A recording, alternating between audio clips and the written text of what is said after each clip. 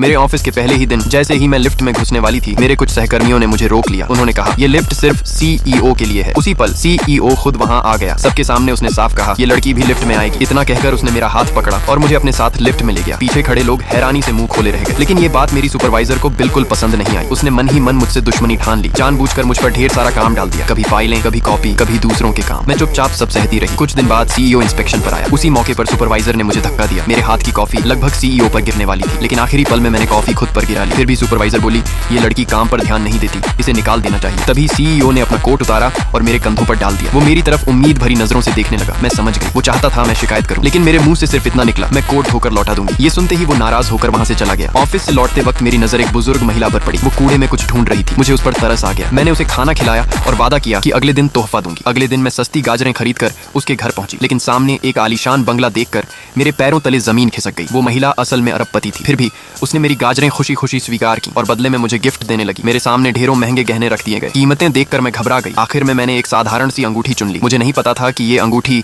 CEO की होने वाली पत्नी की निशानी है। मेरे जाने के बाद वो बुजुर्ग महिला बहुत खुश थी, क्योंकि उसने अपने पोते का दिया काम पूरा कर दिया था। अगले दिन ऑफिस में सुपरवाइजर एक अंगूठी दिखा रही थी। वो अंगूठी मुझे जानी पहचानी लगी। मुझे देखते ही वो बोली मैं अमीर घर में शादी करने वाली हूँ, तुम यहाँ से चली जाओ। तभी मैंने जेब से वैसी ही अंगूठी निकाल ली। उसने हंसकर कहा ये नकली है और मुझे घसीटकर सीधे CEO के पास ले गई। उसने आरोप लगाया ये लड़की खानदान की अंगूठी की नकल कर रही है। उसी पल दरवाजा खुला और वही बुजुर्ग महिला अंदर दाखिल हुई। पार्ट 2 देखना है तो कमेंट करो।